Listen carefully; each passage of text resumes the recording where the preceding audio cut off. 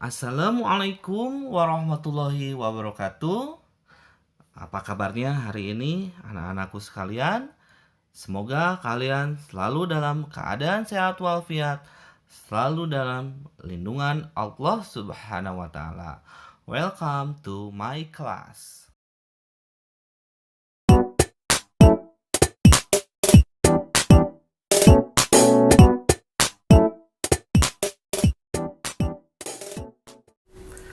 Baiklah, pada kesempatan kali ini kita akan belajar tentang kerjasama ASEAN di bidang ekonomi dan politik.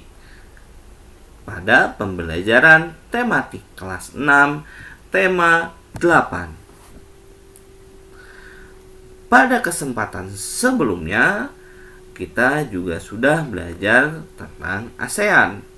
Mari kita mengingat kembali apa itu ASEAN. Negara-negara yang terletak di Asia Tenggara bersepakat untuk membentuk sebuah organisasi yang bernama ASEAN. Organisasi ASEAN didirikan 8 Agustus 1967 di Bangkok, Thailand. ASEAN bertujuan menjalin kerjasama antar negara Asia Tenggara.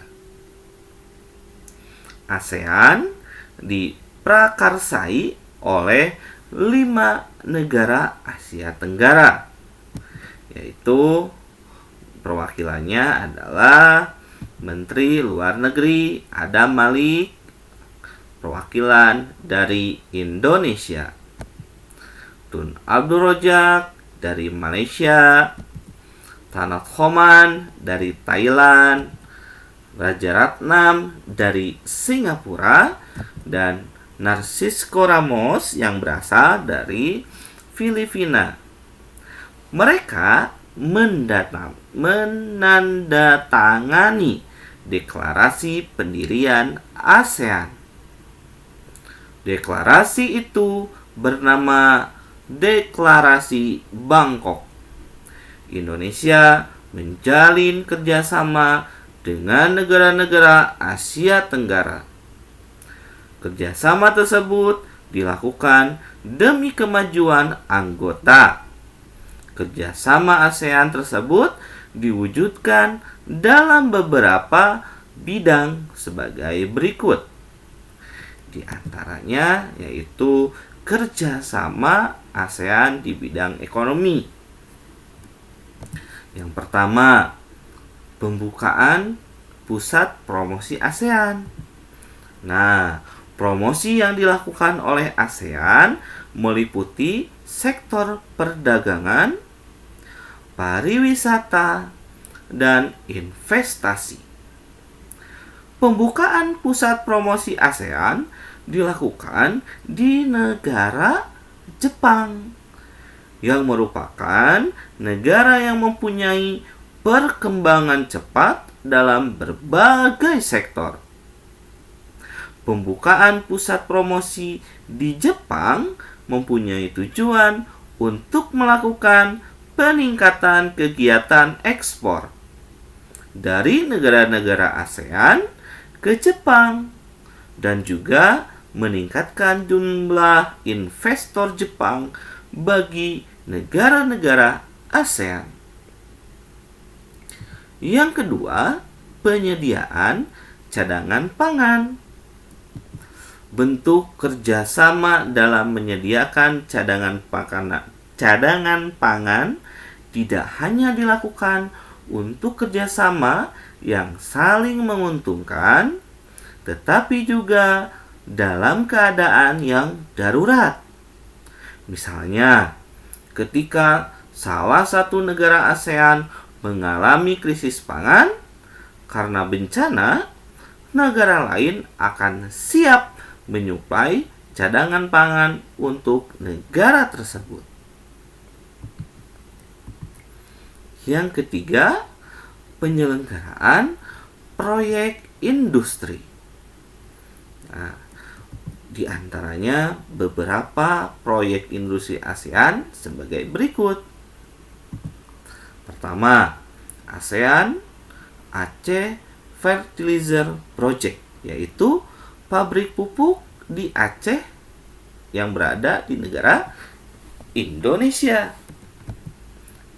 Dua, ASEAN Urea Project, yaitu pabrik pupuk di Malaysia.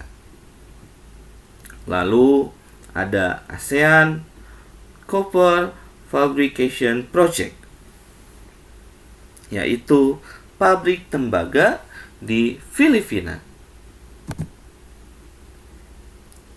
Lalu ada ASEAN Vaccine Project, yaitu yang memproduksi vaksin di Singapura. Lalu ada lagi Rock Salt Soda Ash Project, yang memproduksi abu soda di Thailand. Nah, yang keempat yaitu kawasan perdagangan bebas. Kawasan perdagangan bebas ASEAN atau AFTA, ASEAN Free Trade Area, merupakan bentuk kerjasama negara-negara ASEAN di bidang ekonomi. AFTA bertujuan memajukan sektor produksi lokal yang ada di seluruh negara ASEAN. Nah, yang terakhir, yang kelima, yaitu Koperasi ASEAN, di mana Koperasi ASEAN atau ASEAN Cooperation Organization, ASEAN Cooperative Organization atau ICO merupakan salah satu bentuk kerjasama negara-negara ASEAN dalam bidang ekonomi. Dalam tujuannya, Koperasi ASEAN mempunyai keinginan untuk mengokohkan organisasinya sebagai sebuah gerakan koperasi yang menopang perekonomian di Asia Tenggara. Nah, tadi adalah 5 kerjasama ASEAN di bidang ekonomi. Banyak sekali manfaat ketika Indonesia ikut serta dalam kerjasama tersebut. Contoh pada nomor 4, kawasan perdagangan bebas. Jadi Indonesia bisa bebas menjual hasil bumi atau produk-produk atau jasa itu ke negara-negara ASEAN tanpa ada pungutan atau ada biayanya tidak terlalu besar. Perizinan pun akan dipermudah. Nah, selanjutnya kita akan membahas kerjasama ASEAN di bidang politik. Yang pertama adalah Defense Minister Meeting. ASEAN Defense Minister Meeting atau ADMM adalah bentuk kerjasama di bidang politik. ADMM yang merupakan pertemuan rutin Menteri Keamanan negara-negara anggota ASEAN. Pertemuan ini diadakan untuk membahas kerjasama dan diplomasi politik dalam bidang pertahanan dan keamanan negara-negara ASEAN. Yang kedua, pengiriman duta dan konsulat. Pengiriman duta dan konsulat merupakan langkah yang dilakukan agar wakil negara selalu ada dalam menjalankan fungsi dan peranan sebagai bagian dari ASEAN. Yang ketiga, perjanjian ekstradisi ASEAN.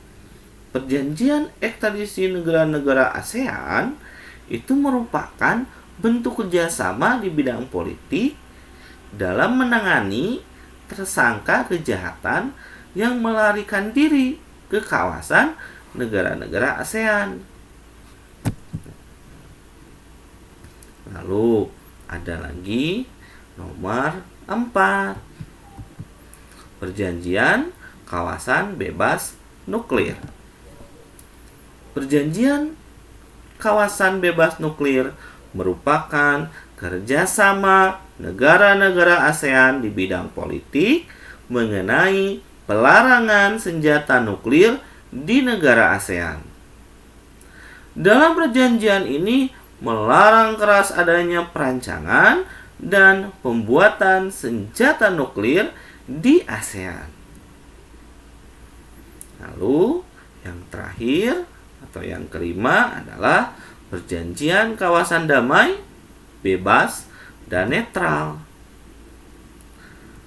Perjanjian kawasan damai, bebas, dan netral merupakan kerjasama negara-negara di ASEAN untuk menjaga setiap negara agar tetap damai.